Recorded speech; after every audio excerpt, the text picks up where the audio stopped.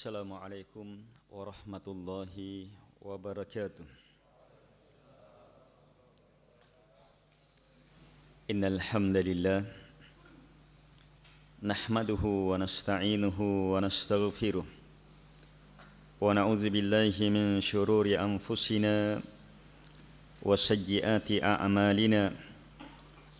May yahdihillahu fala mudilla lahu wa may yudlil fala hadiya lahu. Wa ashhadu an la ilaha illallah wahdahu la syarika lahu wa ashhadu anna Muhammadan abduhu wa rasuluh.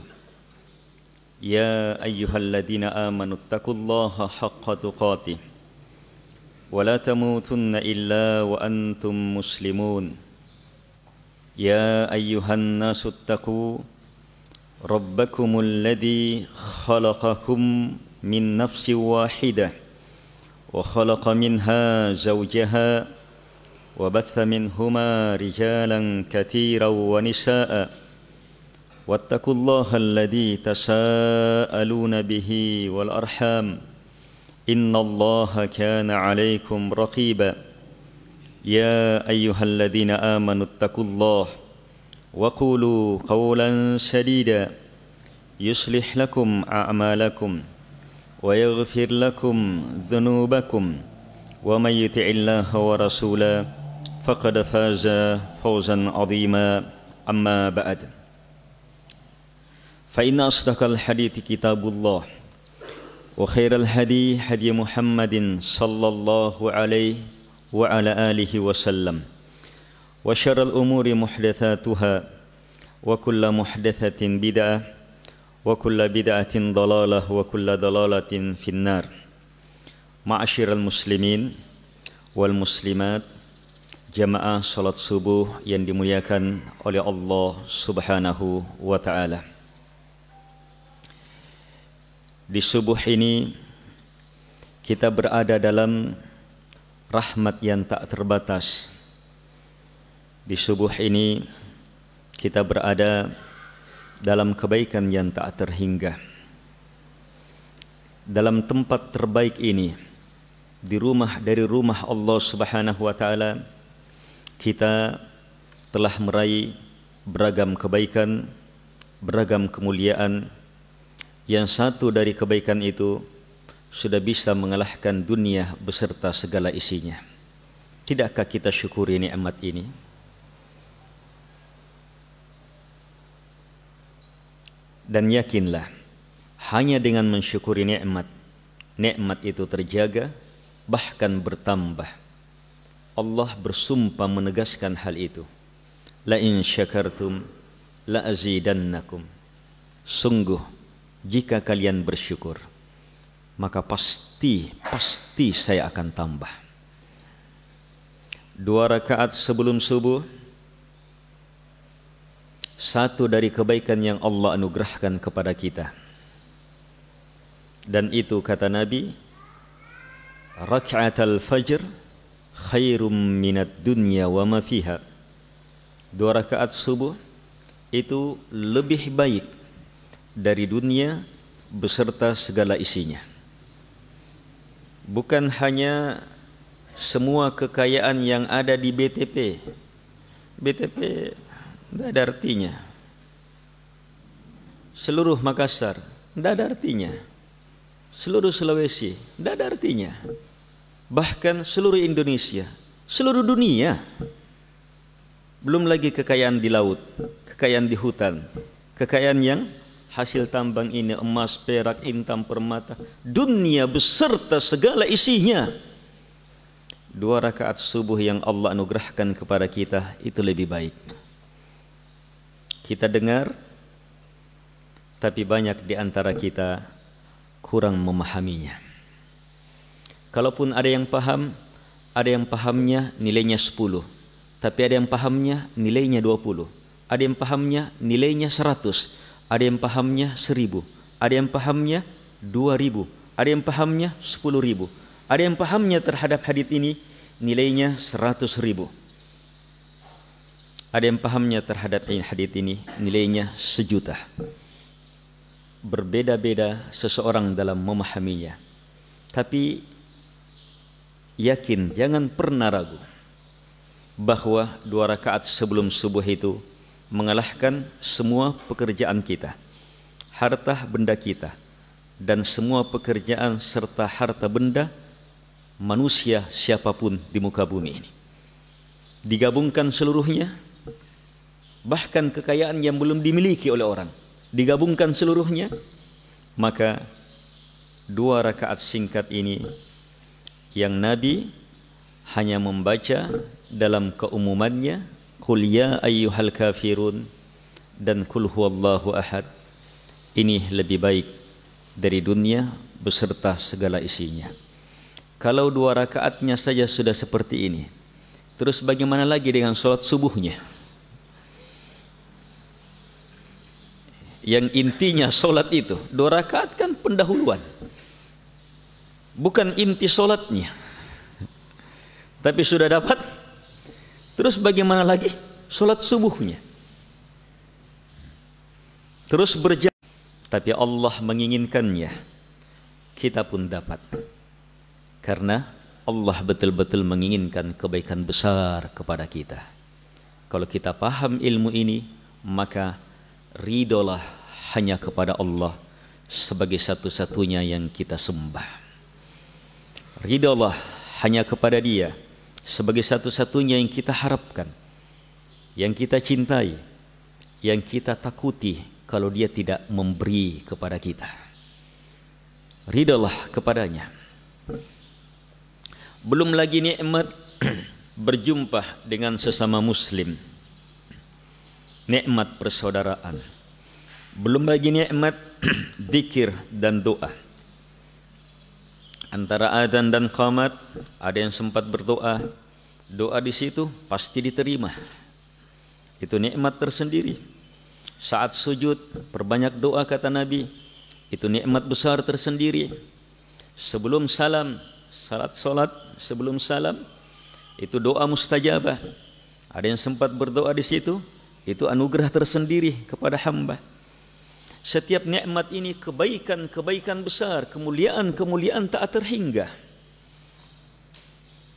Seandainya bukan Allah Subhanahu wa taala, kita tidak akan bisa meraihnya. Tapi Dia Ar-Rahman, Dia Ar-Rahim, Dia Ar-Rauf, Dia Al-Mannan, Dia Al-Wahhab, yang kebaikannya, anugerahnya, rahmatnya, kemuliaannya betul-betul tiada batasnya. Seandainya kita seluruhnya, makhluk pertama, manusia, makhluk pertama sampai makhluk terakhir, jin pertama sampai jin terakhir, seluruhnya berkumpul di satu lapangan dan semuanya meminta dengan permintaan yang sehebat-hebatnya kepada Allah Subhanahu wa taala. Bersamaan dengan itu seluruhnya dikabulkan permintaannya. Seluruhnya dikabulkan permintaannya. Maka ketahuilah, sebagaimana sabda Nabi alaihi salatu wassalam, sebagaimana informasi dari utusan Allah Subhanahu wa taala, ketahuilah bahwa berkurangnya apa yang Allah miliki dengan memberi semua permintaan kita itu hanya seperti berkurangnya air ketika 1 jarum dimasukkan ke dalam lautan, kemudian angkat jarum itu. Ikut air, air yang bisa dianggap tidak ada, tapi tetap ada. Seperti itulah hasil permintaan kita.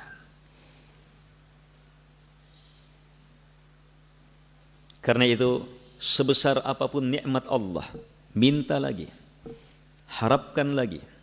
Sebesar apapun yang Allah beri kepada kita, minta lagi, harapkan lagi. Jangan pernah berhenti mengharap, meminta, memohon kebaikan, rahmat, ampunan, kemuliaan, kebahagiaan, seluruhnya yang mendatangkan kebaikan dan kemuliaan besar untuk kita dunia, alam barzah dan akhirat. Sebab yang maha memiliki mengharuskan hal itu kepada kita, yang maha memiliki apa yang dimilikinya tiada habisnya, sangat luas, sangat besar, tiada batasnya. Ma'asyiral muslimin wal muslimat, jamaah subuh yang dimuliakan oleh Allah Subhanahu wa taala. Tadi imam kita mengingatkan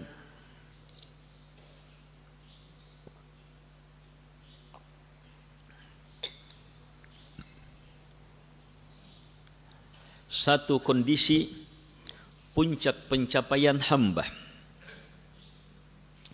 Apapun yang kita dapatkan, yang kita cari, yang akan kita raih di dunia ini, masih belumlah berarti jika dibandingkan dengan yang akan didapatkan oleh orang yang terbaik di alam barzakh. Ada nikmat lebih hebat yang kita rasakan dari kenikmatan yang kita rasakan di dunia, nikmat alam kubur. Tapi nikmat alam kubur bagaimanapun hebatnya tidak bisa dibandingkan dengan nikmat di alam akhirat, di surga Allah Subhanahu wa taala. Yang kata Nabi, ma la ainun ra'at, sesuatu yang tidak pernah terlihat oleh mata, wala udhunun sami'at, sesuatu yang tidak pernah terdengar oleh telinga siapapun, wala khatara ala qalbi bashar, sesuatu yang tidak pernah terlintas dalam hati siapapun manusia. Sehebat apapun orang menghayal, memikirkan kemuliaan tiada tanding, maka yakini nikmat di surga di atas semua khayalan kita. Sebab tidak mungkin terbetik dalam fikiran pun tidak mungkin. Yang ada hanya nama yang sama.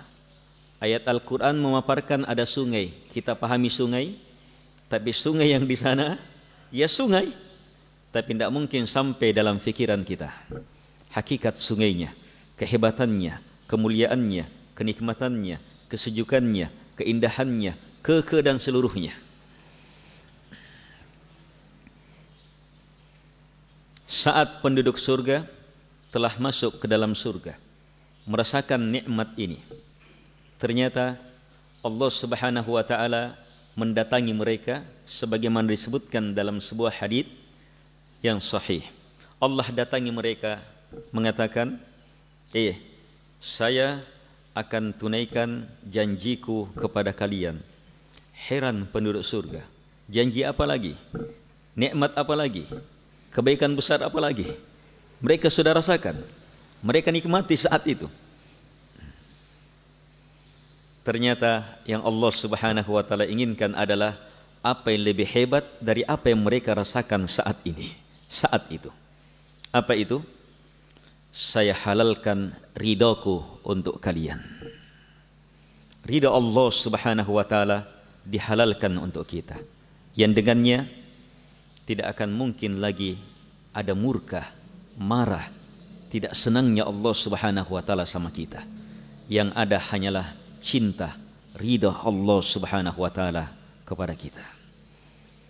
Untuk meraih ini jamaah, maka dalam kehidupan dunia kita harus wujudkan ridha kepada Allah.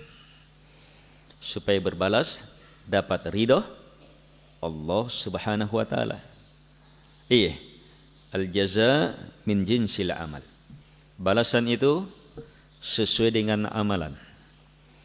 Kita ridha betul kepada Allah, Allah akan ridhai kita. Hanya ridha Allah berjenjang-jenjang, sebagaimana ridha kita kepadanya berjenjang-jenjang pula. Sehingga walaupun sama-sama diridhai, mendapatkan kemuliaan besar, tetap orang-orang yang diridhai oleh Allah Subhanahu wa taala akan berjenjang-jenjang anugerah ridha Allah kepada mereka sesuai dengan bagaimana mereka meridai Allah Subhanahu wa taala. Imam kita mengingatkan kondisi terhebat ini, Ridha Allah Subhanahu wa taala yang menyatu dengan melihat wajahnya di dalam surga. Wujuhu yawma idzin nadhirah ila rabbiha nadhirah. Wajah-wajah penduduk surga saat itu wajahnya nadhirah, bercahaya. Cahaya yang merupakan pancaran kebahagiaan. Itu ada yang mirip dalam kehidupan dunia. Iya. Di subuh ini Masya Allah hadir dengan kebahagiaan, itu terlihat wajah memancarkan cahaya. Kalau orang lihat, senang melihat wajah-wajah seperti itu. Tapi akan lebih berbahagia lagi itu cahaya. Apa wajah itu saat apa?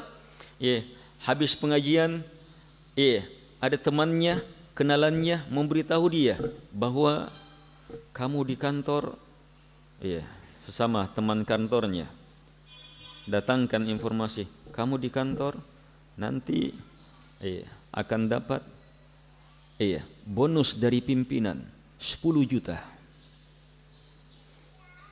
Wih, langsung bertambah lagi cahayanya itu.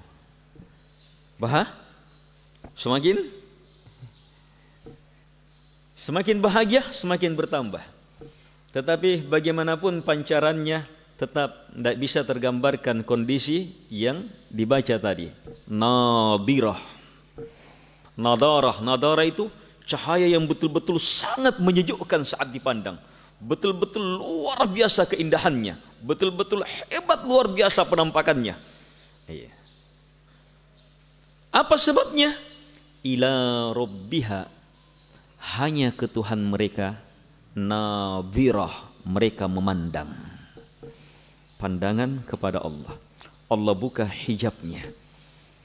Mereka yang di dunia berdiri, rukuk dan sujud hanya untuk melihat wajah Allah, hanya untuk mendapatkan ridha Allah.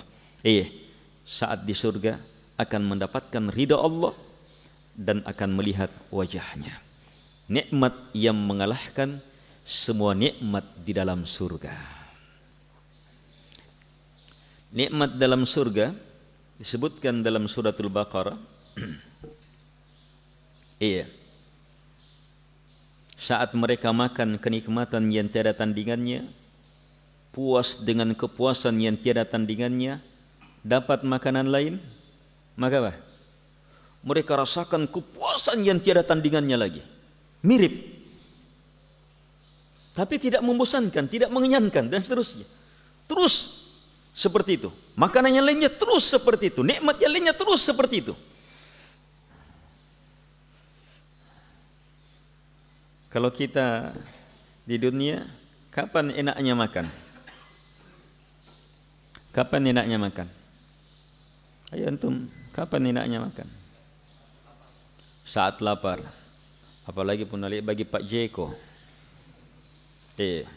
Buruh sudah mengecor. Buruh bangunan buruh kuli-kuli di pelabuhan habis menurunkan barang dari kontainer. Baru ada nasi campur. Nasi dos pembagian, air 3 dos, ludes langsung 3 bungkus langsung bisa habis. Enaknya itu makan. Tapi senikmat nikmat makannya setelah itu apa? Itu nikmatnya pun sangat terbatas. Sangat kecil itu nikmatnya. Nikmat yang sangat terbatas ini pun nikmat yang sangat terbatas ini pun ada waktunya. Lewat waktu itu kenyang, sudah, biar ditambah 6 bungkus. Kamu ampun mi, ndak enak lagi, biar lebih enak lagi, biar lebih mahal lagi, tetap ndak enak. Tapi di surga kelezatannya, kenikmatannya tiada batasnya. Itu pun tidak ada batas waktunya. Dapat jenis buah yang lainnya, nikmat lagi, tiada batasnya. Mereka bilang sama dengan sebelumnya. Kenikmatannya terus berimbang. Kalau kita di dunia, Iya, di dunia. Iya. Beberapa jenis mangga sama semua. Mangga harum manis semuanya ada di hadapan kita. Mangga harum manis semuanya ada di hadapan kita. Kita lapar. Mangga yang pertama kita ambil, enak. Enak sekali. Tapi mangga yang kelima, gimana rasanya mangga yang kelima? Sama ini. Sama manisnya, sama enaknya, sama harumnya. Akan beda rasanya. Padahal sama. Walaupun kita masih mau makan, sudah beda rasanya. Itu sifat nikmat di dunia. Kalau sifat nikmat di surga, terus dalam puncaknya. Tidak pernah berubah. Kenikmatan terus, tidak pernah berubah. Tapi ada nikmat dalam surga yang bisa mengangkat itu. Bisa mengalahkan semua itu. Itu yang disebutkan dalam beberapa ayat. Waladaina mazid. Nikmat ini disebut dengan sifat mazid, tambahan. Bisa menambah nikmat dari semua nikmat di surga. Mazid. Kata Allah, ladaina, langsung dari kami mazid. Apa mazid? Penafsiran para ulama, ridha Allah, melihat wajahnya.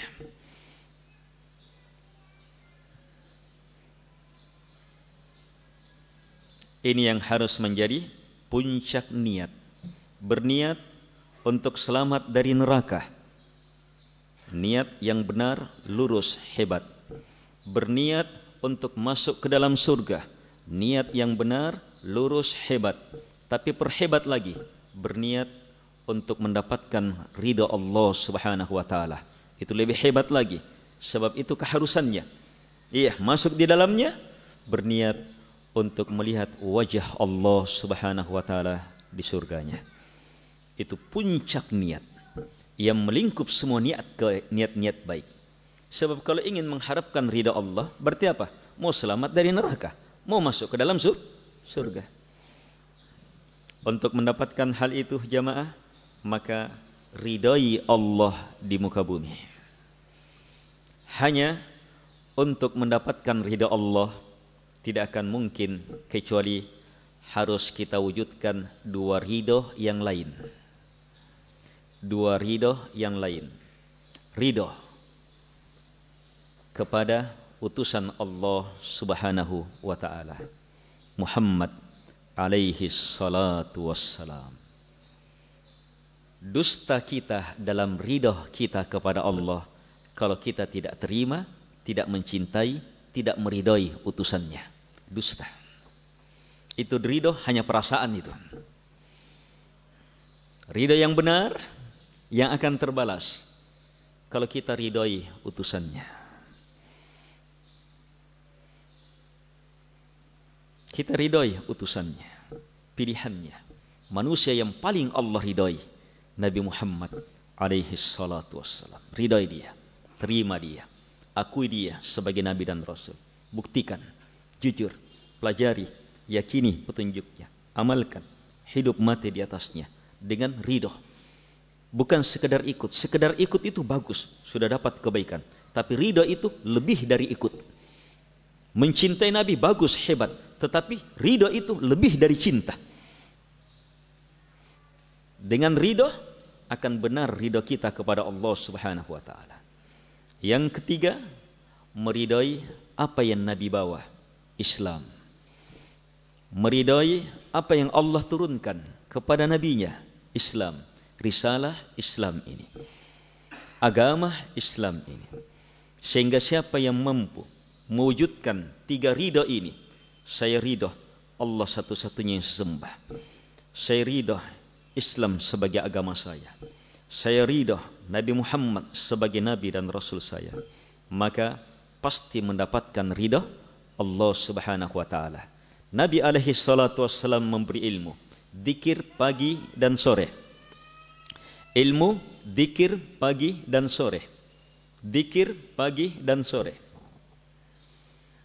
Siapa yang membacanya 3 kali pagi, 3 kali sore, maka kata Nabi alaihi salatu wassalam, kana haqqan 'ala Allahi ayyurdiyah, maka pasti dengan sepasti-pastinya Allah akan meridainya. Ridha Allah pasti. Kalau kita raditu billahi robba wa bil islami dina wa bi Muhammadin sallallahu alaihi wasallam nabiyya. Ridha terhadap ini, maka mendapatkan kepastian Allah akan ridai kita. Dalam sebuah hadis yang sahih, Nabi alaihi salatu wassalam menjelaskan kemuliaan membaca 3 ini. Nabi bersumpah, Nabi menegaskan, ana za'im la akhudanna biyadih hatta udkhilahul jannah. Kata Nabi, sayalah penanggung jawabnya, sayalah penjaminnya, yang mengatakan raditu billahi robba wa bil islami dina wa bi Muhammadin nabiyya. Saya penjaminnya, kata Nabi, dan demi Allah saya akan betul-betul memegang tangannya, kemudian menuntunnya sampai masuk ke dalam surga. 3 ini, ridhoi Allah sebagai satu-satunya yang kita sembah. Bukan sekedar menyembah Allah, tapi Dia satu-satunya, tidak ada yang lainnya. Dan ridhoi hal itu. Ridho betul. Ridho itu apa? Puas betul. Ridho itu puas betul, setuju betul, suka betul. Yang di dalamnya terkandung betul-betul benci terhadap yang lainnya. Tidak benar ridho kalau masih menyukai yang lainnya. Tidak benar ridho kepada Allah kalau masih menganggap ada yang bisa disembah selain Allah. Jujur dalam ridho mengharuskan murninya ridhonya Allah satu-satunya yang dia sembah. Itu ridho.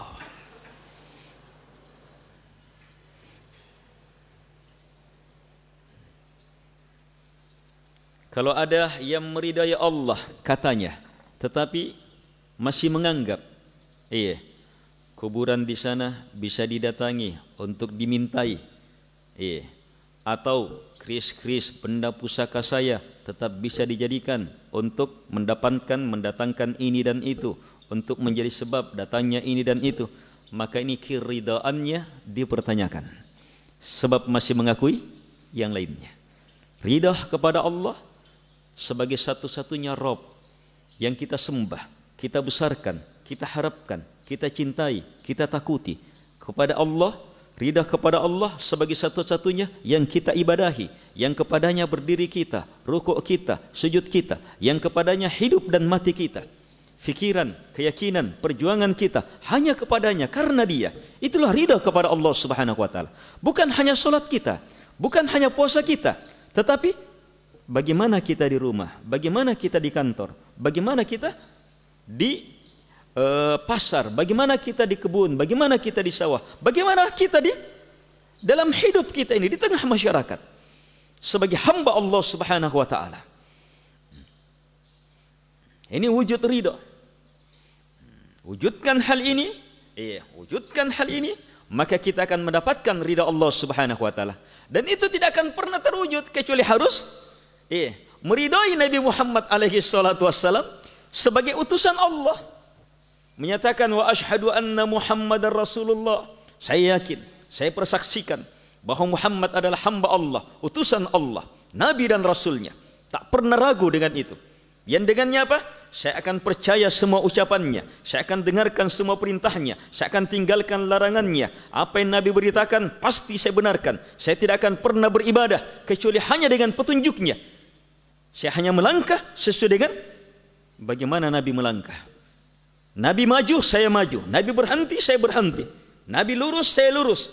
Nabi berlari, saya berlari. Itu namanya mengikuti Nabi. Ridha betul sebagai nabinya. Ridha betul. Dalam mengikuti Nabi, dia mencintai Nabi. Dalam mengikuti Nabi, dia puas betul, bahagia betul. Itu ridha. Wujudnya adalah laksanakan Islam. Sebab itulah ajakan Nabi. Itulah petunjuk Nabi. Islam adalah ucapan Nabi, perbuatan Nabi, pembenaran Nabi, keyakinan Nabi, petunjuk Nabi. Itulah Islam yang kita pahami melalui Quran dan hadits-hadits Nabi yang sahihah. Yang dipertanggungjawabkan, sahih artinya dipertanggungjawabkan jalurnya, bisa dibuktikan bersumber dari Nabi alaihi salatu wassalam. Ma'asyiral muslimin wal muslimat, jamaah subuh yang dimuliakan oleh Allah Subhanahu wa taala. Meridai Allah Subhanahu wa taala sebagai satu-satunya Rabb yang kita ibadahi. Islam sebagai satu-satunya agama jalan hidup kita. Muhammad alaihi salatu wassalam sebagai satu-satunya nabi dan rasul kita adalah jalan pasti mendapatkan ridha Allah Subhanahu wa taala. Ini harus terus diwujudkan, harus senantiasa diusahakan. Caranya cara mewujudkannya, tempuh jalur yang sangat jelas dalam surah yang telah kita hafal. Wal asr, demi masa, siang dan malam, waktu, kesempatan kita. Allah bersumpah demi itu, demi waktu, demi siang dan malam, demi kesempatan kita untuk mempersiapkan hidup yang sebenarnya. Wal asr, demi masa. Innal insana lafi khusr. Sungguh seluruh manusia betul-betul celaka, betul-betul binasa. Al insan di sini seluruh manusia pasti celaka, illa kecuali hanya yang selamat. Kalau Allah sudah sumpahi seperti ini, maka sekedar Allah sebutkan dalam Al-Quran ilmu ini, maka sudah merupakan ilmu tak tertandingi. Apalagi Allah beritakan lengkap dengan sumpahnya. Tidak tanggung-tanggung lagi sumpahnya, diawali dengan ancaman. Bukan sumpah memberitakan jalan selamat 4, tapi sumpah yang diawali dengan ancaman, celaka semuanya, dengan celaka yang pasti kecuali yang 4 ini. Artinya ilmu dalam surah ini ilmu besar tak tertandingi. Saking hebatnya ilmu ini, Imam Syafi'i, salah seorang imam kaum muslimin, yang kedalaman ilmunya sangat luar biasa, itu mencermati surah ini dan mengatakan, "Lau tadabbaran nas hadhihi surah lawasi'athum." Seandainya manusia mentadabburi surah ini, maka surah ini melingkup segalanya. Tidak ada satupun perkara kecuali pasti surah ini menjadi pokoknya. Ilmunya ada di dalam. Surah ini menjelaskan yang celaka ini, yang selamat ini, dan itu pasti karena Allah sumpahi dengan sejelas-jelasnya, selengkap-lengkapnya, tidak ada yang keluar. Semua yang celaka pasti ini, semua yang selamat pasti ini. Allah sumpahi celakanya, pasti celaka. Allah kuatkan celakanya dengan beragam penguat. Sumpah, la, fi, kemudian khusrin. Celakanya datang dalam bentuk nakirah yang menunjukkan khusrin, ruginya itu, celakanya itu betul-betul hebat. Kemudian Allah kecualikan. Berarti apa? Betul-betul hanya ini. Siapa? Alladzina amanu, mereka-mereka yang beriman. Inilah jalan hidup. Mau meridai Allah Subhanahu wa taala, imani, ilmui. Mau ridha kepada Islam, imani, ilmui. Mau ridha kepada Nabi Muhammad, imani, ilmui. Bukan sekedar tapi di sini. Bukan hanya sekedar di otak, tapi di dalam hati. Berfikirnya otak bagus, tetapi berfikirnya hati itu yang dicari. Otak berfungsi. Iya, otak berfungsi. Kerbau juga punya otak, berfungsi juga. Anjing punya otak, berfungsi juga. Iya tidak? Punya otak tidak? Iya, dengan otak itu berfungsi. Tapi yang dia anugerahi hati, iya, yang diberi hati untuk berfikir, untuk beramal, untuk bertindak, hanya orang-orang yang beriman. Bahkan manusia yang kafir itu tidak diberi hati, tidak diberi hati yang berakal. Karena itu Allah sifati orang kafir dengan apa? Lahum qulub, mereka punya hati, la yaqiluna biha, tidak berakal dengan hatinya. Punya hati, tidak berakal. Kita punya akal, Di hati. Itu yang dicari. Ilmui, pelajari betul Quran. Sampai masuk ke dalam hati. Imani itu. Bukan hanya sekedar difikirkan, apalagi kalau hanya sekedar direkaman. Kalau rekaman keluar dari tubuh kita. Nanti rekamannya saja yang masuk surga. Pemilik rekaman masuk neraka.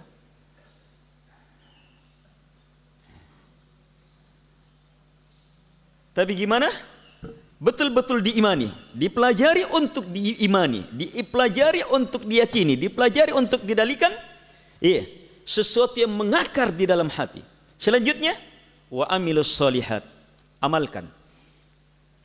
Karena amalannya di atas ilmu, maka pasti jadi amalan soleh. Kapan amalan tidak di atas ilmu? Bukan amalan soleh. Bukan amalan soleh. Terlalu banyak orang beramal, tapi mana dalilnya? Mana dasarnya? Banyak-banyak orang dasarnya perasaan. Enak saya rasa. Itu bukan ilmu. Cocok mikayanya. Kalau perasaan, semua orang, tidak ada satupun agama sekarang, yang selain Islam ini, tidak ada satupun agama selain Islam, kecuali mereka bisa bertahan di situ karena ada perasaan enak yang dirasakan. Pernah lihat, pernah dengar bagaimana orang di gereja menangis juga, tapi menangis menyembah siapa? Menangis menyembah siapa? Mengharapkan doa dan ampunannya siapa? Salah. Kalau sekedar itu, bukan. Kalau sekedar menangis di upacara bendera saja, banyak orang bisa dikasih menangis. Upacara bendera kasih menangis orang bisa. Upacara-upacara habis apa? Pengkaderan apa semuanya, renungan malam, menangis. Menangis apa? Menangis itu cukup disentuh saja titik tangisnya. Sentuh titik tangisnya, menangis sudah itu. Kalau orang pandai menyentuh itu, menangis sudah. Orang komunis punya, penyembah berhala bisa, liberal bisa, orang yang tidak mengenal Tuhan bisa, punya ilmu-ilmu itu, dipelajari itu. Saat menangis tenang dia rasa, itu jadi kebenaran, bukan kebenaran. Al-haqqu mir rabbik, kebenaran datang dari Sang Pencipta. Itu kebahagiaan yang sebenarnya, sebab kebahagiaan itu dunia, alam barzah, akhirat. Kalau itu kebahagiaan apa? Sesaat. Yang setelah itu apa? Kekacauan, kegelisahan. Puncak gelisahnya adalah saat mendapatkan guncangan. Akan semakin hebat gelisahnya saat sakit. Akan semakin hebat gelisahnya saat malakul maut datang menjemputnya, sakaratul maut. Di situ kedahsyatan, kengerian. Tapi setelah itu lebih mengerikan lagi di alam kubur. Dan di padang mahsyar kengeriannya tidak terbatas sudah. Puncak kengeriannya adalah neraka, murka Allah Subhanahu wa taala. Tetapi ada yang lebih mengerikan lagi dari neraka. Apa itu? Dihijabnya mereka dari Allah. Dihijabnya mereka dari Allah. Sebagaimana puncak kenikmatan di surga apa? Melihat wajah Allah Subhanahu wa taala. Maka puncak kengerian penduduk neraka adalah terhijabnya mereka dari Allah Subhanahu wa taala. Itu sakit yang lebih menyakitkan dari terbakarnya mereka di neraka. Syukuri nikmat besar, kita bisa merasakan ridha Allah di muka bumi. Saat kita sholat gimana? Wujudkan sholat karena ridha kepada Allah. Saat kita sholat, wujudkan sholat karena ridha. Ini jalannya Nabi Muhammad. Nabi Muhammad, saya sholat, Nabi Muhammad bilang. Saya sholat begini, Nabi Muhammad begitu. Saya baca begitu, Nabi Muhammad begitu. Berarti apa? Sholatnya adalah ridhonya dia sama Nabi Muhammad alaihi salatu wassalam. Dia sholat karena inilah jalan Islam. Ini petunjuk Quran dan Sunnah. Sehingga sholatnya adalah wujud ridha kepada Allah, ridha kepada Islam, ridha kepada Nabi Muhammad alaihi salatu wassalam. Demikian ibadah yang lainnya. Jadikan seperti itu. Ini dia. Illal ladzina amanu wa amilus solihat. Jadi imannya, ilmunya, dia tahu bagaimana mengenal Allah, bagaimana berniat, bagaimana ikhlas kepada Allah, beriman kepadanya, saat sholat bagaimana kepada Allah dan seterusnya. Dia tahu bagaimana mewujudkan cinta kepada Nabi, mengikuti Nabi, bagaimana mengikutkan niat dalam membesarkan Nabi, mengikuti Nabi, mencontoh Nabi dalam sholatnya. Dan bagaimana betul-betul sholat, karena inilah Islam, sebagai wujud ridhonya terhadap Islam. Dia punya ilmu itu, saat dia wujudkan, jadilah wa amilus solihat. Dengannya dia selamat, dengannya dia bahagia. Tapi puncak selamat ada yang ketiga. Puncak selamat ada pada yang ketiga. Wa tawasau bil haq. Wa tawasau bil haq, di dalamnya terkandung apa?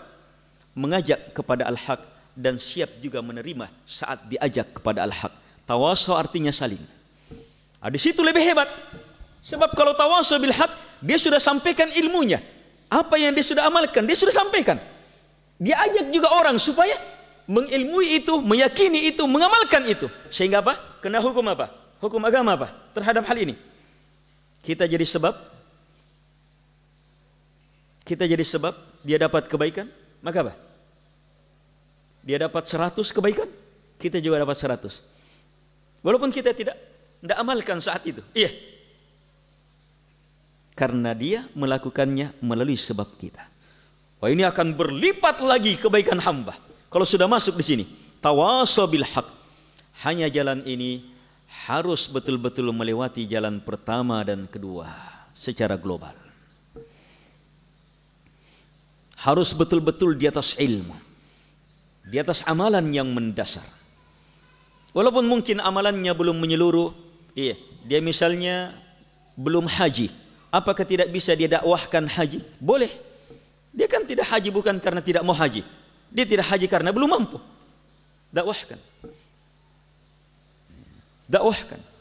Bahkan salah satu manfaat berdakwah adalah supaya memberi kekuatan kepada kita untuk memudahkan amalan yang belum mampu kita wujudkan. Mau cepat haji? Pelajari ilmu tentang haji, ceramahkan. Cepat haji itu, insyaallah ta'ala. Sebab dia jadi sebab orang-orang haji. Sebelum haji, dia sudah dapat pahala haji. Itu memberi kekuatan untuk haji. Saat dia haji, maka hajinya bisa jadi haji yang terbaik. Sebab dia sudah dapatkan kekuatan-kekuatan untuk haji. Seperti inilah berislam, beragama, mewujudkan ridha Allah, mewujudkan ridha kepada Nabi alaihi salatu wassalam, dan mewujudkan ridha kepada Islam sebagai satu-satunya agama kita. Kalau masuk yang ketiga, wa tawasau bil haq, saling memberi nasihat. Oh, di sini. Seberapa hebat kita di sini, seberapa luas kita di sini, seberapa dalam kita di sini, seberapa eksis kita di sini, maka itu yang menjadi penentu seberapa hebat, luar biasa, tinggi kedudukan kita di sisi Allah Subhanahu wa taala, yang menjadi penentu seberapa besar ridha Allah Subhanahu wa taala kepada kita. Jadi ajak kepada Islam karena kita ridha Islam adalah agama. Kita ridha saudara kita masuk ke dalam Islam. Ajak kepada Islam karena ridha kepada Allah. Ajak kepada Islam sebab ridha kepada Nabi alaihi salatu wassalam. Itu makna dari makna ikhlas yang jarang terungkap. Jarang terungkap sebab memang jarang terpahami. Tidak semua orang pahami bahwa ternyata ikhlas adalah ridha kepada Allah, ridha kepada Nabi, ridha kepada Islam. Itu hakikat kedalaman keluasan ikhlas.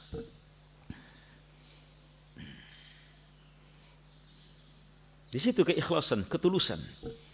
Tulusnya niat hanya kepada Allah, harapannya, ibadahnya. Tulusnya jalan hanya di atas jalan Nabi alaihi salatu wassalam. Hanya di atas jalan Islam. Itulah keikhlasan. Itulah makna amalan soleh.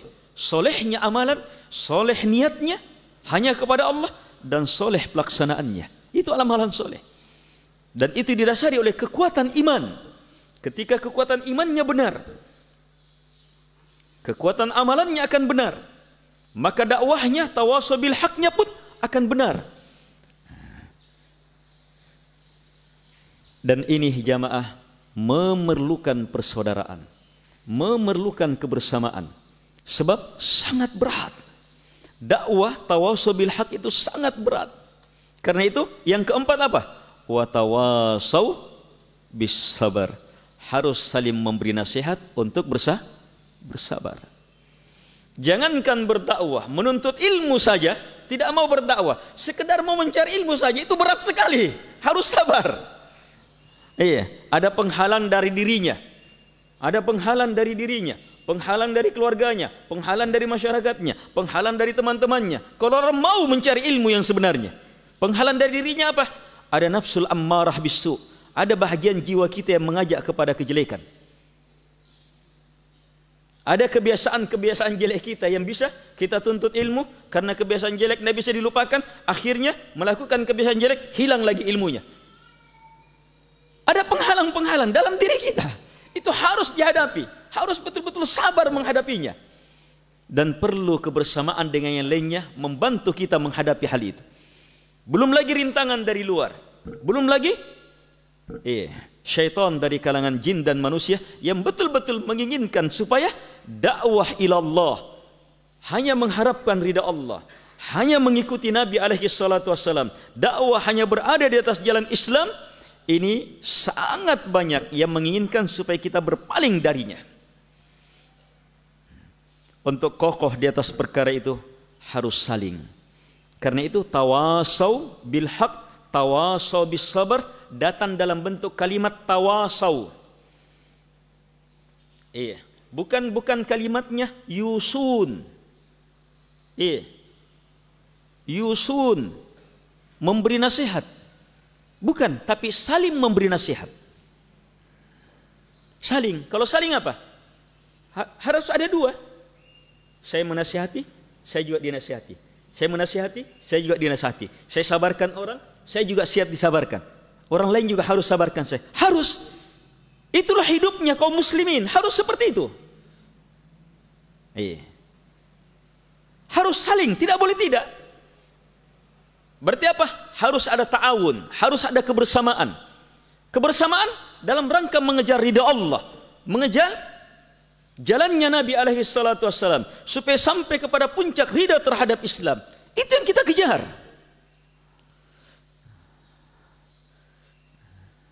Kalau ini lurus, maka kebersamaan akan kuat. Sebab hakikat kebersamaan, hakikat persaudaraan adalah persaudaraan karena iman, karena Allah Subhanahu wa taala. Innamal mu'minuna ikhwah. Tidaklah orang beriman itu kecuali bersaudara. Persaudaraan ini mengalahkan persaudaraan kakak adik. Mengalahkan persaudaraan kakak adik.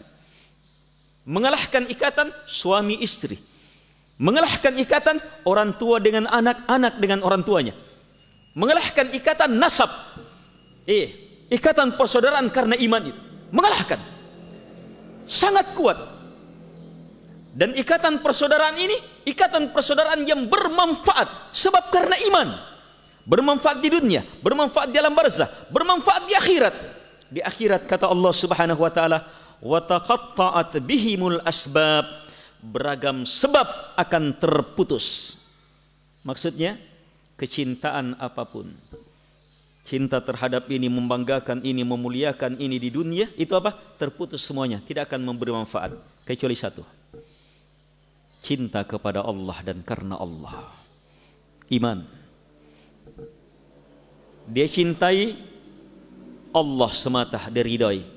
Dan dia cintai saudaranya karena Allah mencintai perbuatan saudaranya. Allah suruh cintai orang yang sholat, dia cintai. Allah cintai orang yang melakukan kebaikan ini, dia cintai. Dia cintai karena apa? Karena Allah mencintainya. Persaudaraan ini tidak pernah terputus, bermanfaat di akhirat. Ini yang harus diwujudkan. Dan ini berat. Perlu betul-betul kekuatan. Banyak sekali yang menghalanginya. Sebesar-besar penghalangnya adalah rusaknya niat. Rusaknya niat. Rusaknya niat. Dan dua hal yang paling merusak niat, yang paling merusak niat, paling merusak agama, paling merusak ridha kita kepada Allah, paling merusak keridaan kepada Nabi sebagai satu-satunya Nabi, paling merusak keridaan kita sebagai Islam kepada Islam sebagai satu-satunya jalan. Ada dua hal. Apa itu? Dua hal ini kita sendiri yang masukkan ke dalam diri kita. Dia tidak akan masuk kecuali karena kita sendiri yang masukkan. Hati-hati. Hebatnya ini merusak ini. Kita sendiri yang merusak. Dan kapan masuk betul-betul hancur kerusakannya. Hebat luar biasa kerusakannya. Coba antum jamakan. Coba antum bayangkan jamaah. 2 ekor serigala. 2 ekor serigala. Tahu serigala? Pernah lihat serigala? Iya, tontonan. Pernah pegang serigala? Tidak pernah. Iya. Di kebun binatangnya Indonesia juga jarang dijumpai serigala. Serigala, ya kalau manusia sudah dibilang ini serigala, ini tabiatnya, berarti sangat rakus. Iya. Serigala itu pemangsa, rakus, termasuk kategori paling sabar. Mengerikannya ini. Rakusnya itu dia bisa tahan. Lapar sudah, mangsa sudah di depan, tapi dia bisa sabar, menanti. Banyak-banyak rakus orang tidak sabar sudah. Kalau serigala tidak. Dia pandai betul melihat kesempatan. Dia mengintai kawanan ternak kambing. Dia dari jauh melihat. Tunduk seperti tidur. Seperti cuek. Padahal lirikannya, teleskopnya dia itu betul-betul luar biasa. Lihat terus, mengawasi terus. Signalnya, semakin jalan, semakin lalai orang, semakin kuat signalnya dia. Itu serigala. Kerakusannya itu betul-betul jalan betul pikirannya. Sehingga apa? Dalam hal memangsa, mematikan, betul-betul hebat. Itu yang Nabi perumpamakan. 2 ekor serigala. Ini dilepas masuk ke dalam kandang. Kalau serigala, walaupun di tempat bebas, ada penjagaan, dia bisa tembus. Dengan sifatnya ini. Apalagi masuk, ini dilepas masuk. Dilepas masuk ke dalam kandang. Kalau dalam kandang berarti apa? Bebas. Dan ternak tidak bisa lari. Iya. Bebas. Dan ternak tidak bisa lari. Apa yang terjadi pada ternak? Kira-kira yang tersisa apanya nanti ternak ini? Kerusakannya sangat pasti. Sangat mengerikan kerusakannya dan pasti. Kata Nabi, kerusakan yang ditimbulkan oleh 2 ini terhadap agama kita lebih pasti, lebih hebat daripada hal tadi. Yang saya contohkan tadi, itu langsung perumpamaan Nabi dalam hadits. Nabi alaihi salatu wassalam bersabda, "Madi'iban ja'ian ursila fi zaribati ghanam bi afsadalaha min hirsil mar'i 'alal mali wasyaraf." Kata Nabi alaihi salatu wassalam, tidaklah 2 ekor serigala yang keduanya dalam keadaan lapar lagi. Kemudian keduanya dilepas masuk ke dalam kandang ternak. Ke dalam kandang kambing-kambing, domba-domba. Tidaklah keduanya dalam kondisi seperti ini lebih hebat dalam menimbulkan kebinasaan terhadap ternak-ternak dibandingkan dengan 2 hal dalam merusak agama seseorang. Min hirsil mar'i 'alal mali wasyaraf. Terhadap dari hirs, semangat kuat seseorang, alal mal, untuk dapatkan harta, wasyaraf, dan kedudukan. Dalam dakwah, ini hadis secara umum. Hanya kita fokus dalam dakwah. Dalam dakwah, harta itu berlimpah. Sebab banyak orang yang mau menyumbang. Kalau dakwah sudah tersebar banyak orang, oh banyak. Daya tarik harta. Kedudukan, oh jangan tanya. Kedudukan dalam dakwah itu lebih hebat. Daya tarik orang untuk ria, mengharapkan pujian itu lebih hebat dalam dakwah. Lebih hebat dalam dakwah. Sebab orang berdakwah di atas mimbar, oh iya bagus, banyak yang puji. Itu memalingkannya. Ini dua perkara ini berlaku umum. Hanya kita coba fokus dalam dakwah ini, tawasaw bil haq, tawasaw bis sabar ini. Dalam dakwah dua perkara ini, harta dan kedudukan, betul-betul ditawarkan, dihamparkan sehebat-hebatnya.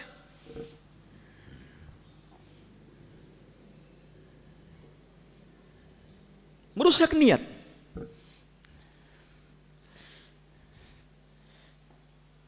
Walaupun jalan dakwah itu adalah jalan yang dengannya seseorang akan mudah mendapatkan harta, akan mudah mendapatkan kemuliaan. Tapi ingat, kapan dua hal ini menjadi niat, maka rusak semuanya. Kapan dua hal ini menjadi maksud, maka rusak seluruhnya. Ikhlas banyak perusaknya. Di antaranya dua hal. Hal yang pertama, riya. Apa itu riya atau sum'ah? Menginginkan pujian orang, menginginkan supaya orang dengar. Itu apa? Berhubungan dengan kedudukan dia, kemuliaan dia. Ingin dilihat, oh bagusnya, kedudukannya, ininya, apanya, semuanya. Yang kedua apa? Yang merusak keikhlasan, menginginkan dunia, harta melalui amalannya. Dia beramal karena mau uang. Dia beramal supaya bertambah hartanya. Dia beramal supaya bertambah uangnya. Itu merusak amalan. Ini berbeda walaupun punya hubungan. Ini berbeda walaupun punya hubungan. Bahkan saling terkait satu dengan yang lainnya. Tapi dalam dakwah itu menyatu. Dua ini menyatu. Dalam dakwah dua ini menyatu.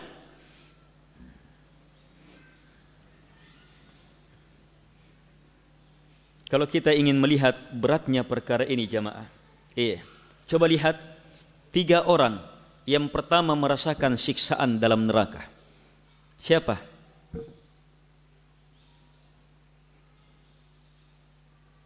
Dalam hisab diadili, ini ternyata yang pertama merasakan. Disebutkan dalam hadits. Awwalu man tusairu bihumun nar. Yang pertama merasakan pedihnya gemuruh neraka. Yang pertama, ahli Quran. Hafalan Qurannya full. Tidak seperti kita, hanya surah-surah tertentu. Itu pun surah-surah tertentu kadang terbalik-balik. Kalau baca qul ya ayyuhal kafirun dah habis-habis.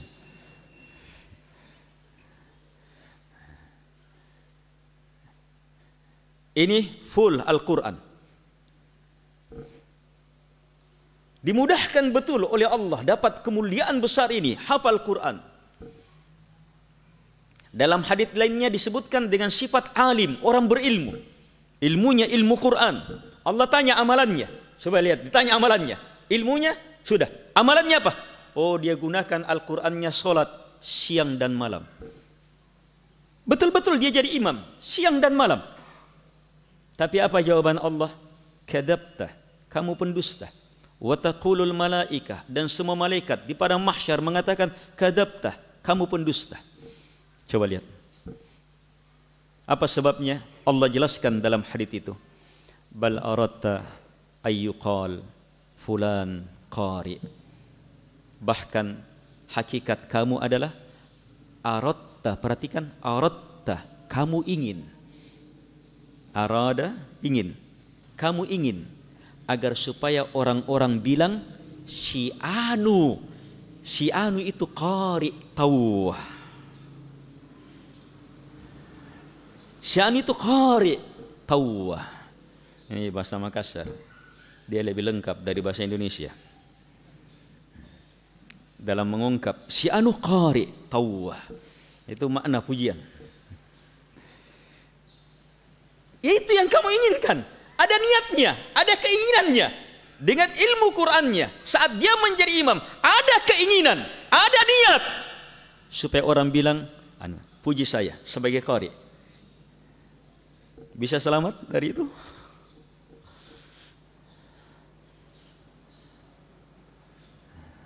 Berat. Bisa menghafal Quran penuh itu berat. Bisa sholat siang dan malam bersama Quran sangat berat. Tapi akhirnya apa yang didapatkan oleh orang ini? Dusta, kata Allah. Dusta, kata para malaikat. Kamu inginkan supaya orang bilang kamu qari. Itu yang kamu cari. Waqad qil, dan kamu sudah dapatkan. Yang akhir haditsnya dilempar masuk ke dalam neraka. Niat. Beratnya menjaga niat. Kita sudah ungkap di pembahasan sebelumnya bagaimana niat riya. Fokus pada satu hukum. Kalau dia masuk di awal niat, mau sholat, dia melangkah ke masjid, mau sholat, mau takbir, memang sudah ada keinginan mau dipuji, maka ini sholatnya batal. Walaupun bercampur dengan apa? Ingin mendapatkan pujian Allah juga. Tetapi ada dalam dirinya mau dipuji juga sama manusia, dan itu ada di awal ibadahnya, maka ini ibadahnya batal, ulang sholatnya. Tidak diterima sholat itu. Beda kalau niatnya muncul di tengah, awalnya hanya kepada Allah, tidak ada keinginan mendapatkan pujian manusia.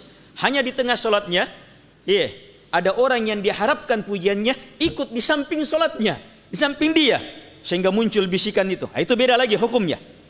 Sholatnya tetap sah, walaupun dia berdosa karena keinginan itu.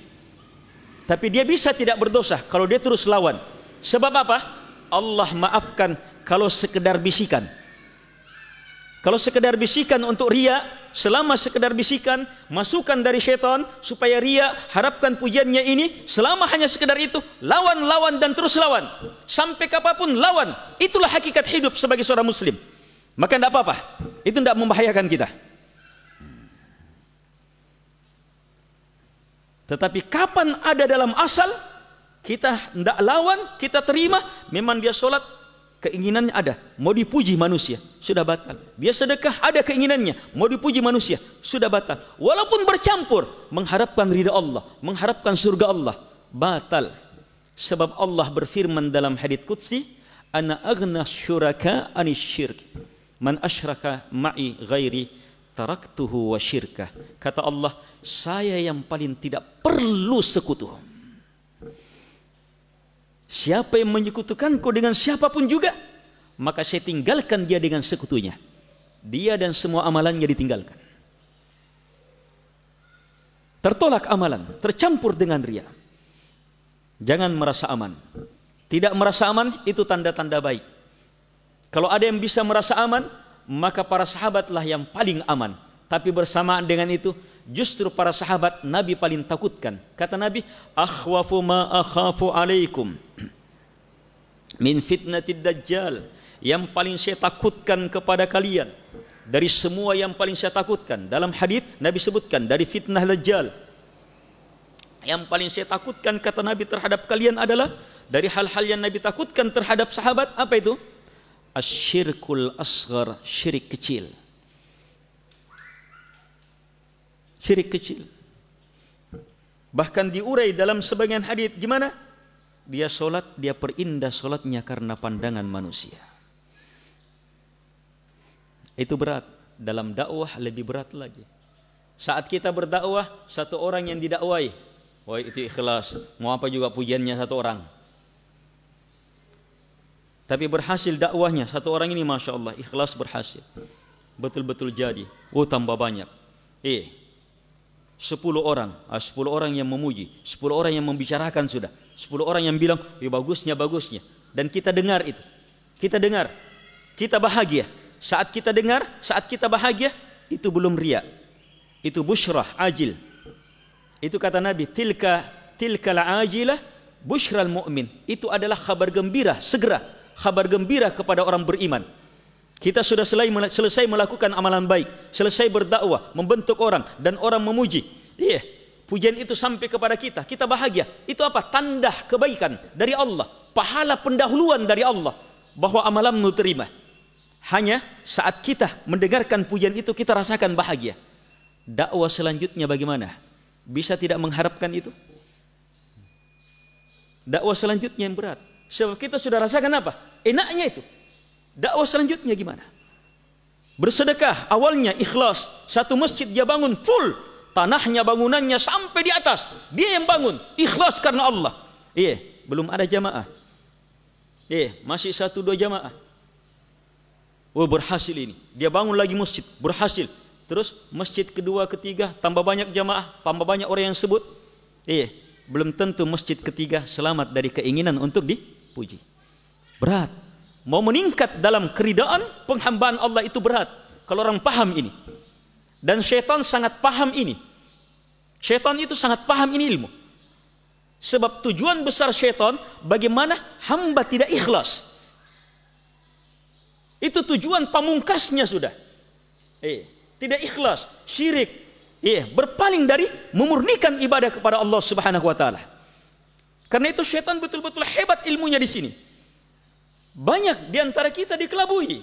Saya, jamaah, semuanya tidak ada yang aman. Apalagi syaitan memang sudah bersumpah di hadapan Allah untuk terus menyesatkan kita. Beratnya ini ikhlas. Dengan demikian jamaah perlu kebersamaan. Bagaimanapun berat, jalan kebenaran. Wasaddidu, berusahalah tepat. Wa abshiru, dan berbahagialah. Disuruh berbahagia kalau memiliki dua ini. Apa yang pertama? Qaribu, berusaha dekat. Kita mau ikhlas penuh, tapi tidak bisa. Tapi terus mengarah ke sana. Maka ini masuk abshiru, berbahagia. Berhasil, alhamdulillah, lebih hebat lagi, berbahagia. Gagal, turun, selama terus mau mendekat, mau baik, maka insyaallah ta'ala dalam kebaikan. Yang bahaya adalah kalau kita melemah. Ayah, tidak bisa. Jangan pernah bilang tidak bisa. InsyaAllah saya akan perbaiki. InsyaAllah ini salah, saya akan perbaiki. InsyaAllah saya akan perbaiki. Saya akan perbaiki. Harus lebih baik. Karena itulah berbahagialah kita. Kita kaum muslimin, umat yang betul-betul dirahmati dengan apa? Luasnya rahmat dan taubat Allah kepada orang-orang beriman. Bagi yang mau bertaubat. Dosa apapun, segera kembali. Ya astagfirullah, ya Allah. Harapkan lagi ampunan Allah. Terjatuh lagi, kembali lagi. Harapkan lagi ampun. Terjatuh lagi, kembali lagi. Harapkan. Allah tidak pernah menutup pintu taubatnya. Kecuali ketika yughargir, nyawa sudah di kerongkongan. Atau ketika matahari sudah terbit dari tempat tenggelamnya. Di sana taubat dan keimanan tidak ada lagi manfaatnya. Tapi selama itu ada pintu taubat. Terbuka. Sehingga apa? Dengan kekuatan tobat, terus mau kembali, terus mau ikhlas, terus mau meridai Allah, terus mau meridai jalannya Nabi Muhammad alaihissalam, terus mau meridai Islam, terus kita upayakan. Bagaimanapun beratnya, selama kita mau berupaya, maka insyaallah ta'ala berada dalam kebaikan besar. Sesekali kita berhasil sampai, mungkin sholat subuh kita ikhlas betul, tapi sebentar sholat duhurnya, kacau. Tapi kita berusaha ke sana, maka insyaallah ta'ala terus dalam kebaikan. Harus terus seperti itu, tidak boleh tidak. Itulah jalan hidup. Jalan hidup seorang muslim, mengejar ridha Allah, mewujudkan ridha Nabi alaihi salatu wassalam, berada di atas keridhaan tiada tandingannya, jalan Islam ini. Ma'asyiral muslimin wal muslimat, jamaah pengajian yang dimuliakan oleh Allah Subhanahu wa taala. Yang kedua dan terakhir, mengharapkan pujian tadi. Yang kedua apa? Mengharapkan dunia. Itu juga ada dalam dakwah. Minimal apa? Amplopnya. Jadi ustaz sekarang, nggak tanggung-tanggung amplopnya. Amplop dari pengurus itu jalur halal, nggak dipermasalahkan itu. Yang kita permasalahkan niatnya. Ceramah mau dapat itu atau tidak? Itu niat. So itu jalur halal. Jalur halal itu. Amplop, berapa apa sesuai dengan kadarnya. Itu jalur halal. Halal bisa didapatkan. Tapi yang kita bahas sekarang niat. Niat. Dia ceramah mau dapat itu tidak? Dia ceramah mau dapat itu tidak? Itu niat, hati-hati. Ini kita tidak tahu niatnya orang. Iya. Ini bicara pribadi-pribadi, lihat. Iya. Yang berceramah, yang terlibat dalam dakwah, yang mengurus pengajian, yang mengurus masjid. Iya, kan semuanya terlibat itu. Terlibat dalam kebaikan. Terlibat dalam pujian. Terlibat dalam fitnah. Apalagi kalau proyek-proyek masjid-masjid besar. Proyeknya sampai triliunan untuk masjid. Wih, luar biasa. Karena orang menyumbang untuk masjid, wih, banyak sekali penyumbang untuk masjid. Fitnah harta. Fitnah harta. Walaupun seorang insinyur misalnya dengan bangunan masjidnya, dengan gambarnya, berhak dapat persen gaji dari itu. Tapi yang jadi masalah, apakah itu menjadi maksud? Kita tidak masalahkan gajinya arsitek, ya haknya mereka. Gajinya buruh, haknya mereka. Tapi saat buruh membangun masjid, kalau hanya sekedar mau mendapatkan gaji, tidak ada pahala bangunan masjidnya. Orang sholat di situ, orang beribadah, tidak ada dia dapat. Tidak ada dia dapat. Niatnya hanya dapat uang. Dan membangun seperti itu jamaah, apa bedanya kita dengan binatang? Binatang juga bisa membangun bangunan hebat. Ayo, bendungan besar terhebat, bendungan terhebat di dunia, binatang-binatang yang dicontoh. Itu binatang yang dicontoh, berang-berang yang dicontoh. Tekniknya berang-berang. Yang membuat sarang justru di tengah aliran besar. Aliran besar, di situ berang-berang membuat. Manusia teliti, gimana tekniknya ini? Binatang bisa.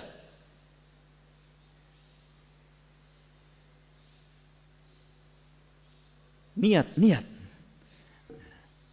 Puncak niat, ridho namanya. Itu ya, awal pembahasan. Puncak niat, ridho namanya. Sebab niat itu bukan hanya sekedar ikhlas sudah. Ridho itu bukan hanya sekedar niatnya kepada Allah, ridhonya Allah. Tapi apa? Betul-betul dicintai itu. Mengharap, dia beribadah hanya mengharapkan cintanya Allah, hanya mengharapkan Allah, itu dia cintai, itu dia ridhoi. Dan betul-betul dia tidak suka yang lainnya. Itu ridho sudah. Untuk mengarah ke situ jamaah perlu terus dipelajari, diilmui, diulangi. Yang sudah diilmui saja itu tidak ada jaminan bisa bertahan. Harus terus diulangi terus.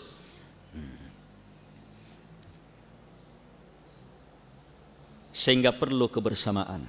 Berat itu dalam dakwah. Perlu betul kebersamaan. Supaya tetap bisa ikhlas. Terakhir, bagaimanapun hebatnya upaya kita untuk mewujudkan keikhlasan, berilmu, berkeyakinan, berdakwah, bersabar, bersama, berta'awun, maka ketahuilah kuncinya tetap satu. Kita hanya bisa ikhlas kalau Allah yang memberi keikhlasan. Kita hanya bisa mewujudkannya kalau Allah tolong kita. Karena itulah usaha besar ini harus terus diiringi dengan doa. Terus diiringi dengan doa, permintaan, harapan kepada Allah Subhanahu wa taala. Seorang ulama besar pernah berkata, saya meneliti jalan-jalan kebaikan seluruhnya. Dia telaah jalan kebaikan dari Quran dan Sunnah. Ternyata, sangat banyak. Tidak bisa dibatasi, banyak sekali. Dia teliti lagi, dia berusaha dalami lebih dalam lagi. Dia berusaha mau menyimpulkan ini jalan kebaikan. Di mana simpulnya ini jalan kebaikan? Dia pelajari semuanya, dia pelajari. Akhirnya kesimpulannya apa? Ternyata kesimpulannya adalah kebaikan itu semuanya hanya ada di tangan Allah. Dan nanti kita dapat kalau Allah yang beri. Sementara apa yang ada di tangan Allah tidak akan kita dapatkan kecuali hanya dengan minta kepada Dia. Kalau begitu, doa dan meminta kepada Allah adalah kunci kebaikan semuanya. Dua jalan hidup ini, terus berusaha mewujudkan penghambaan, mewujudkan ridha Allah, mewujudkan Islam, mewujudkan jalan Nabi alaihi salatu wassalam sehingga meridainya. Jalan ini adalah jalan uraian dan tafsir iyyaka na'budu. Setelah iyyaka na'budu, apa lanjutannya? Wa iyyaka nasta'in, dan hanya kepadamu ya Allah kami minta pertolongan. Jadi semua ibadah harus beriringan dengan hanya kepadamu ya Allah kami minta pertolongan. Jangan lupa, doa yang wajib kita baca. Tidak sah solat kita tanpa doa ini.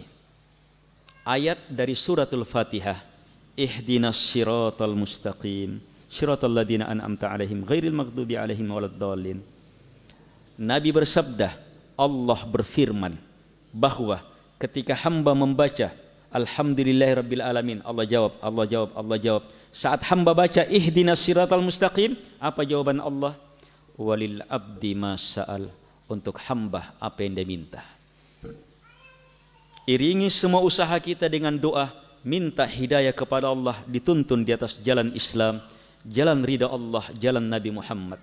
As-sirat al-mustaqim, itulah jalan menuju ridha Allah, itulah jalan Islam, itulah jalannya Nabi Muhammad alaihi salatu wassalam. Mau berada di atas jalan itu, perlu hidayah dari Allah. Dan ambil doa ini, sebab doa ini setiap kita baca pasti dapat. Pasti dapat. Yang jadi masalah, kita baca doa ini tapi tidak meminta. Jaminannya Allah, walil abdi mas'al, untuk hamba apa yang dia minta. Tapi banyak kita baca tapi tidak minta, iya toh? Kita baca ihdinas siratal mustaqim tapi tidak kipala. Kibaca di bawah. Bagaimana orang meminta kah? Bagaimana orang meminta? Kita banyak-banyak pintar meminta, punak pala ki mangeri tahu. Bos, rodong apalagi punak kodong-kodong mo. Kodong. Ayo sudah. Hati kita saat meminta sama orang betul-betul ikut itu. Mulut hati tersentuh orang. Tapi pernahkah seperti itu kepada Allah? Kalau tidak pernah, bagaimana kita mengharapkan ridha Allah? Bagaimana kita bisa dianggap sebagai hamba Allah? Padahal untuk Allah harus lebih dari itu. Untuk Allah harus lebih dari itu. Untuk Allah harus lebih dari itu. Kodong-kodongnya harus lebih. Itu kodong-kodong. Dalam bahasa Quran dan Sunnah dikatakan tadallul wal khudu. At-tadallul wal khudu. Rendah, menghina diri betul. Merendah betul. Dia tidak lihat betul dirinya. Minta kepada Allah Subhanahu wa taala. Itulah ibadah. Itulah meminta. Itulah berdoa. Harus betul-betul merendah, harus betul-betul meminta. Coba minta seperti itu saat baca ihdina. Ya Allah, kodong karengku. Betul-betul minta serendah-rendahnya. Dengan betul-betul mengharap betul jalannya lurus. Pasti dapat walil abdi mas'al. Bertambah hidayah, bertambah kuat. Semakin dimudahkan menuntut ilmu, bertambah hidayahnya. Demikian seterusnya. Jangan lupa, iringi usaha kita dalam berilmu, beramal, berdakwah, bersabar, bersyukur dengan doa. Dan dalam doa, perhebat betul doa. Ihdinas siratal mustaqim. Sebagai doa yang Allah Subhanahu wa taala jamin kita pasti dapatkan. Cukup baca dengan merendah, mengharap betul. Merendah, mengharap betul. Yakin Allah Subhanahu wa taala menerimanya. Dan doa yang terakhir, dan ini mengakhiri pengajian, jangan lupa sebelum salam membaca doa permintaan tolong.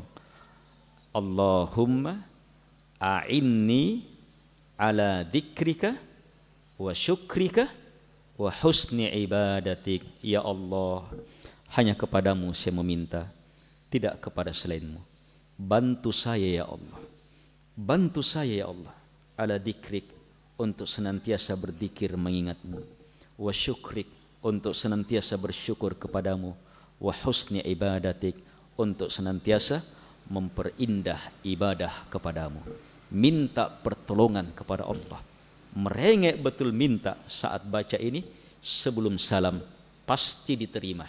Sebab doa ini Nabi langsung ajarkan kepada sahabat yang Nabi cintai. Dan doa sebelum salam langsung dari Nabi sebagai tempat, langsung ilmu dari Nabi sebagai tempat apa? Yang di situ doa mustajabah, tidak akan ditolak. Berdoa sebelum salam. Semoga bermanfaat. Semoga Allah Subhanahu wa taala menjadikan kita seluruhnya ke dalam golongan hamba-hambanya yang mampu mendengarkan kalimat-kalimat baik dan mengikutinya dengan sebaik-baik pengikutan. Semoga Allah Subhanahu wa taala senantiasa menambah ilmu kita, menambah keyakinan kita, mengokohkan kita, menyempurnakan amalan-amalan soleh kita, dan terus memberi kebaikan besar kepada kita dalam dakwah, terlibat di dalamnya, dan memberi kesabaran kepada kita terus sampai malakul maut datang menjemput. Allahumma ghafir lil muslimina wal muslimat al ahya'i minhum wal amwat. Allahumma inna nas'aluka bi anna lakal hamd la ilaha illa antal mannan badi'us samawati wal ard ya dal jalali wal ikram ya hayyu ya qayyum antarzuqana ilman nafi'a wa rizqan tayyiban wa amalan mutaqabbala wa da'watan mustajabah innaka antas sami'ul alim wal jawadul karim. Wa sallallahu ala Muhammad wa ala alihi wa sahbihi wa sallam tasliman katsira. Wa akhiru da'wana anil hamdulillahi rabbil alamin. Wassalamu alaikum warahmatullahi wabarakatuh.